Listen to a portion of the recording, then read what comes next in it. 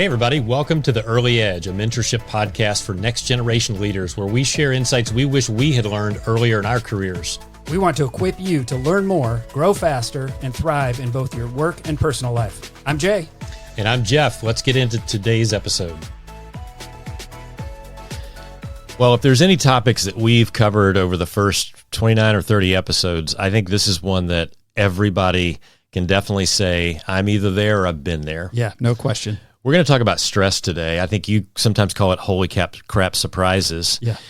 There's a lot going on, even in the world with wars and just it seems like a lot of conflict. Technology, disruption, yeah. AI, it's going to change the world and robots are going to take my job. Yes. And there's day-to-day stress, and then there's acute holy crap moment where you get a piece of news that you just weren't expecting. Right. Yeah. So sometimes it's that moment that puts you in a short or longer season of stress, or many times it's the accumulation of things. And it's just like, wow, the weight of all this is really hard to deal with. Yeah. And we all will face moments and seasons where it feels a little bit out of our control, and we can prepare ourselves to be ready for that, to respond more effectively. And we're going to talk about that, some of our own examples in life and some common ones that we just know are going to happen if you haven't already experienced it. Jay, if I look back about 10 years ago, I would have said at that point, I really haven't had much adversity in life. I've been able to, I've always kept a job. I've been able to pay bills and just didn't really have any big personal challenges in life. I mean, sure, the little ones. I went through a personal change 10 years ago. I might talk about that a little bit more on this podcast. But I've even had one here in the last week, and it really causes some stress. And I share that. I'm going to share this story, and I certainly don't want to add stress to my children or the specific child I'm going to talk about. But I think it's just an example of things that we all go through that we have to be prepared for, or just at least realize we're going to have events like this that cause stress. Yeah. There are things that we can't prepare for specifically, but we can prepare mentally, emotionally, and even professionally for the eventual things that we know will come in life.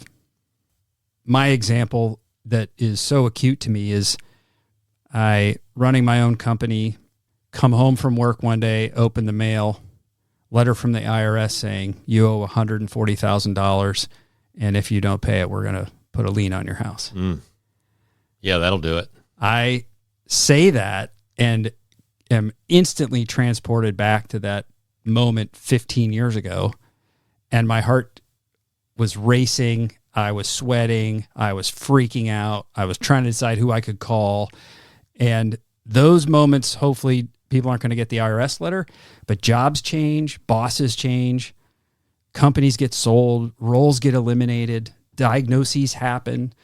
There are curveballs that will come along that most of our audience, all of our audience actually, will encounter at some point if you haven't. Many of you know we've talked about our children before. We have 5 boys. The middle of the 5 is a college student. He'll be a senior next year. And Friday night, he called from the ER. So one of those moments. Yeah. It was, 11:30, 11:45 at night, and he had fallen. He was playing a sport. Well, he was playing dodgeball. Is that a sport? It is. Okay. Of course. It's on ESPN, the Ocho. Fans. Yeah. It's been on TV. And he fell, and he hit his chin on the concrete and split his chin open. Yeah. And we've had kids with broken bones. One of the kids got hit by a pitch when he was 13, broke a forearm, that kind of stuff. But the reason this one was different is not because he had to get stitches in his chin. Learned the next day that he cracked 4 teeth and cracked them all the way down into the nerves, and they have to come out, and he's got to live with that for many months until he can get implants and basically crowns. So as a parent, talk me through the immediate emotional response when you got the call, and then how have you navigated the journey of, okay, what are we going to do about this?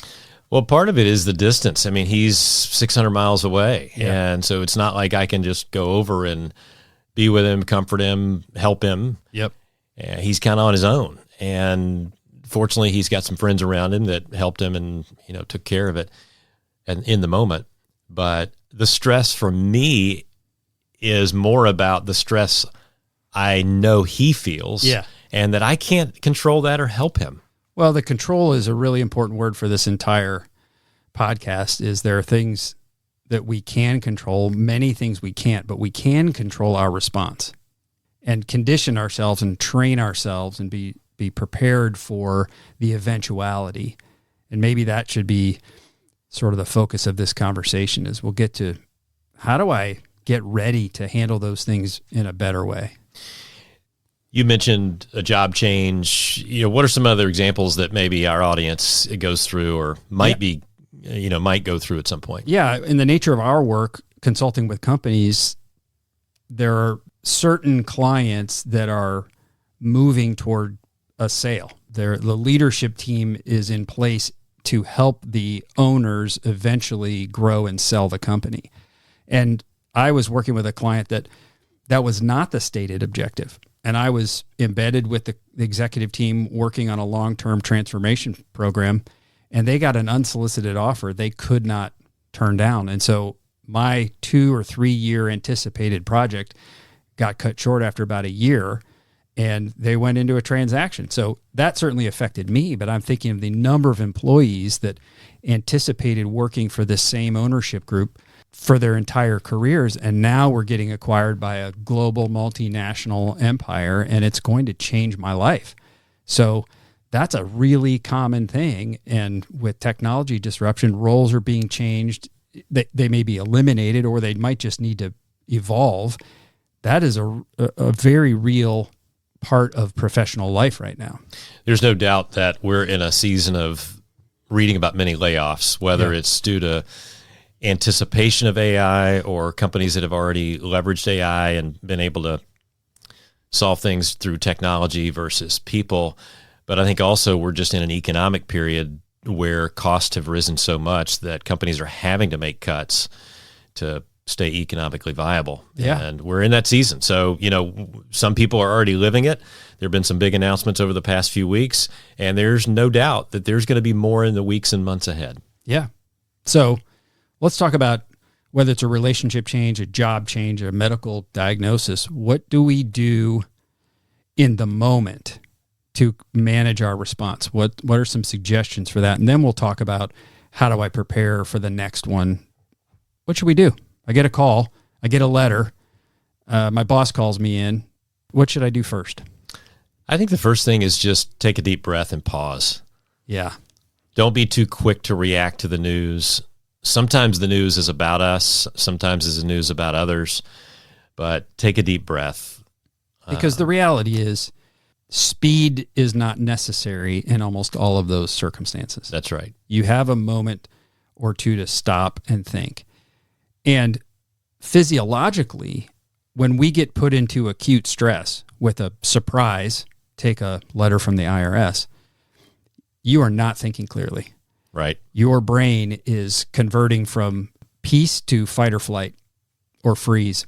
And so the rational thought is deprioritized, and action is where your body is taking you. And so intentionally stopping, letting the stress burn off so you can be thoughtful and rational is a smart thing to do.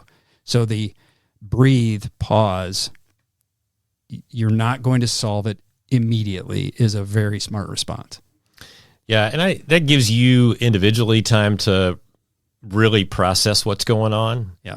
And how you might want to respond, but it also gives you time to do what I think is also critical, and that's seek wise counsel and advice. Absolutely. Talk to others. Others have been through this. Yes. You're not alone.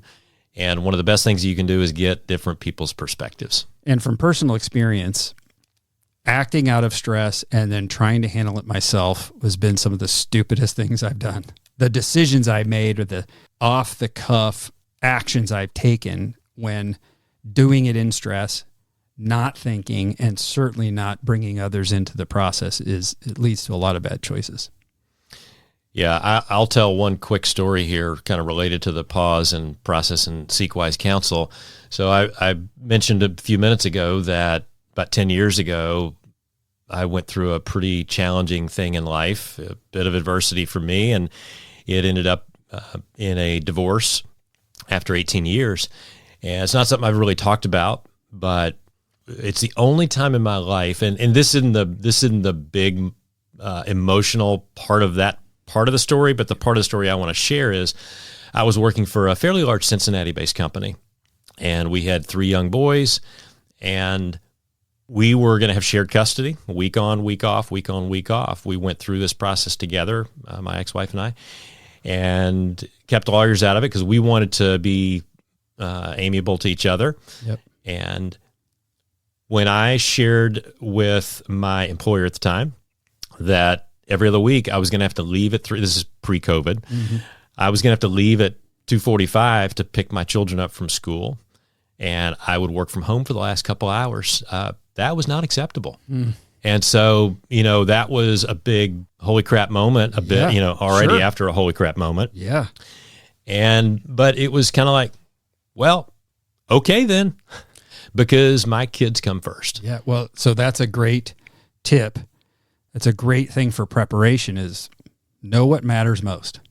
And what I love about that I love a number of things about that is you had your priorities straight going into it, which is we're going to handle this amiably as best we can for the betterment of everybody involved. And then when my employer is not going to support the way I need to operate as the dad I want to be, no question I'm going to choose to be the dad I want to be and figure out the employer thing secondarily. So you had your values clear, your priorities were crystal clear before the event happened, which made it a lot easier to decide. Now imagine your stress was there as I still have to pay the mortgage. Right. Talk a little bit about the moments there. How did you navigate okay, I know my priority set, so that's good. So my job is going to have to change. How did you navigate holy crap, where am I going to work? I finally, I didn't overreact. I didn't explode on anybody. I didn't give the finger to my employer. Yeah. I just realized what mattered most, and I sat down and we discussed and we agreed on a way to part ways. It's the only time in my whole career where I've ever had to do that, and so it was very stressful. But we did it in a professional way, and Right. And of course, I had others that were around me and were helping, and I was able to reach out to a very good friend and join another firm and help out and make a big difference there. Excellent. So some practical tips for our audience, and let's use world conflict as an example. There's certainly disturbing things going on politically, geopolitically, with conflict, war, inflammatory things being said, threats being made. It's a stressful time. I think we both highly encourage our listeners to not let your emotions be fed by social media. Mm-hmm. There's certainly useful content available, but most of the content around these things is designed to keep you sucked into it. Mm-hmm. And you're getting fed information that may not be true. And even if it is true, it may not be healthy to dwell on that. So instead of social media, focus on relationships, healthy activity, doing things that fill your tank, wise counsel in relationship with people you know and trust. And if you find yourself getting spun up and not able to sleep at night, it could be because you're feeding your brain with stress-inducing information before you go to bed, and it's just not healthy. Yeah. Reiterating that just less social media and more time with friends and family and community, and sometimes it's not just talking, but it's going and doing. Go serve the homeless. Go find a nonprofit that needs some help. Yeah. Go work out. Whatever your hobby is or whatever your sport is, make sure you keep doing those things. Yeah, and I would say the backbone, I think, for both of us is a strong faith that we can lean on in community with wise counsel, where it just helps to understand that you're not alone, gives you time to pause and breathe, reorient your priorities. And for us who are Christian, we have a faith and a certainty that there's a God who has control of this situation ultimately and wants my good. Right. And that doesn't mean I'm not going to have trouble. And we don't have time in this podcast to go into this promise, but the notion of having faith and believing in God is not that you'll be protected from it, but actually that you're going to have it. Mm-hmm. It's a promise that this life is broken and there will be things, but it does help you prepare for them when they come. And so you have a greater sense of calm that, as the Bible says, makes no sense, or peace that passes understanding. And if you don't have Christian faith, but you meditate or have another belief system, knowing there are things outside your control, powers greater than you, and accepting that fact gets you prepared for the ones that are going to be coming. Mm-hmm. Mm-hmm. And a bit of a challenge to our audience is if you're not in a stressful time of life and you don't have that network or that community, now's the time to build it so that really it's smart. there when you need it. Well, yeah, actually that leads us into, when I'm not in a stressful time, what are the things like that I can do to prepare myself, condition myself, so in the heat of that moment that I didn't expect, I get the call from ER at 11:30 on Friday night. How can I handle it better next time? So the first one you said is make sure I have that network built already. Yeah. Who's the support network? What are some other things? Well, it's interesting. I had a dental appointment. Speaking of all these dental situations, I had a dental appointment just for a cleaning yesterday, and my dental hygienist shared with me that her daughter was in a car accident, missed another car, hit a guardrail, didn't total the car, just messed up the side of the car. And her husband, the dad of this daughter, decided he wanted his name off the title of the car, and I'm just sitting there thinking, priorities, what matters most, Yeah. Yes. Just a bad example of how to respond to that. Yeah. So the reason I bring that up is apparently he reacted right away when the daughter called and said, hey, I had an accident. Yeah. And man, whatever the holy crap surprise is, especially if you're given negative feedback. I've been coaching somebody at one of my clients consistently over the past many months, and it's when you get negative feedback or you get a holy crap moment, make sure there's enough time between the moment and your response. Yeah. You have to process it, because I'm going to go to the negative feedback. That could be a holy crap moment. You get really bad feedback from your boss. Sure. There's probably some truth in it. It may not be all true, sure, but you need time to process it and really understand what the feedback's all about. Yeah, that's such good advice. And that is training you can do. You can prepare. When I start to feel out of control or a stress response, I know I need to stop. I know I need to breathe. I know I need to go to my network, my wise counsel. So you can get stronger at managing those holy crap moments. If you, just know they're coming. Don't be surprised that you will get curveballs, some of which are unfair. And you'll get some that are just fluke, random. The car accident, you didn't expect it that day. We all know people who freak out over even little things that just aren't going their way. And that's not a great way to live. And things get said and choices get made in those moments that lead to regret. So the more we can expect it to come, we're going to have those things, and know that when I get the stress response, I start to feel that my first reaction has to be pause, breathe, think. Yeah. One other thing that I always remind myself and remind others is in these moments is just keep your eyes looking forward. It's so easy to get focused on the challenge, get stuck, and get in this loop of looking backwards at what all's wrong. Really sharp. You just got to keep your eyes forward and where you want to go, and take it step by step. I would say that's the great follow-on is look forward, and you're not going to solve the whole thing in one move, but you do have a good first step you can make. Yeah. And take it one at a time, and don't do it alone.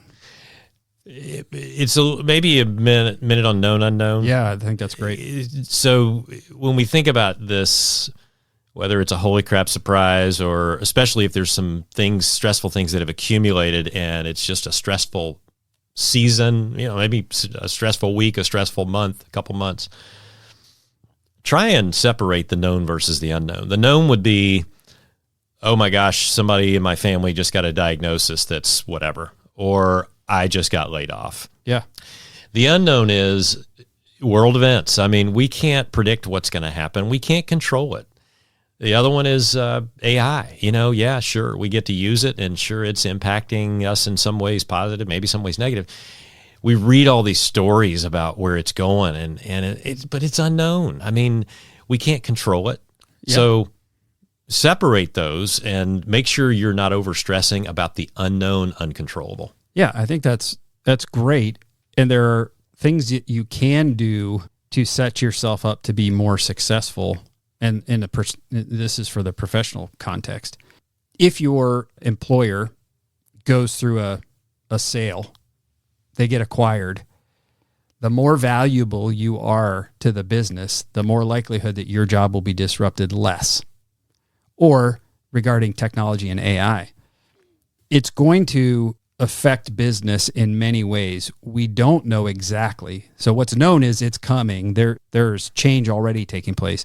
The extent of which we don't know, but you can do things to become a subject matter expert in your field related to technology. You can put time in to become a forward thinker, gain some skills, leverage this to the best of your ability instead of sitting back and saying, I wonder what's going to happen. You can do some things to insulate yourselves from these known but largely unknown things that are coming. I've got a client where I'm coaching one of the leaders on this team, and this individual will constantly say, well, if we share that news with the client, I fear that they're going to be unhappy, or I fear they're going to, whatever. And It's kind of like, well, we're consultants. Is this the right news to share with a client? We'll be respectful and sensitive in how we share it, but we can't control how they're going to react. So stop worrying less about how you think they're going to react. Yes. Because you don't know. Yeah. And you can't control that. But if this is the right news, let's communicate it in the right way and move forward. Yeah. And that fits in the bucket of making choices out of fear of things you really don't know is not a good way to operate. Correct. Yeah. All right. Are we ready for key takeaways? I think we are. All right. Well, the first one is surprises are going to happen. Don't be surprised when a surprise happens. Now, you can be surprised about the specific nature of it, but throwing your hands up and saying, why is this happening to me, is not productive. You're going to have news that you didn't expect, the fender bender here and there, or more severe things like a job changes or a medical diagnosis. Life, the promise of this life is you will have those things at some point. So get ready for it versus freaking out about it. Yes. I'd say the next one is just be prepared as best as you can. Just knowing they're going to happen at times. Be prepared. All those things we talked about, community, friends. Yeah, and if there's any professional development you can do now to insulate yourselves from job change, technology disruption, do it. Right. Go for it. And parenthetically, if you are a leader of people, they need steady from you. You have a higher calling to be calm and measured and to breathe, because if the leader freaks out, everybody's going to freak out. So true. So preparing to be the calm in the storm, the person who brings order out of chaos, makes you exceptionally valuable, and it's a job requirement of a leader. Sounds like maybe the final one or one of the last ones is when it does happen, pause, take a deep breath, all those things, seek wise counsel, plan, prepare, think, keep your eyes forward, take a step at a time, because you will get through it. Yep. I have one more final one, and I think this whole episode's been about when you, the listener, when we, here are going through these. But I'd say the final one is realize that everybody around you might be going through something. That's good. So find a way to be there for others. So good. That's a great call. Knowing everyone has their own version of it at times, and everybody needs safe, wise counsel. So if you're not the one going through it, be that counsel for them. That's a great one. Yep. Okay. All right. That's the Early Edge for the week. Thanks, everybody. Thanks for listening to The Early Edge, a mentorship podcast for next generation leaders. If you have feedback or would like to submit questions or a topic idea, email us at earlyedge@reddogadvisors.com or earlyedge@altaimpact.com. If you've enjoyed this podcast, please follow, subscribe, rate, and review. See you next time.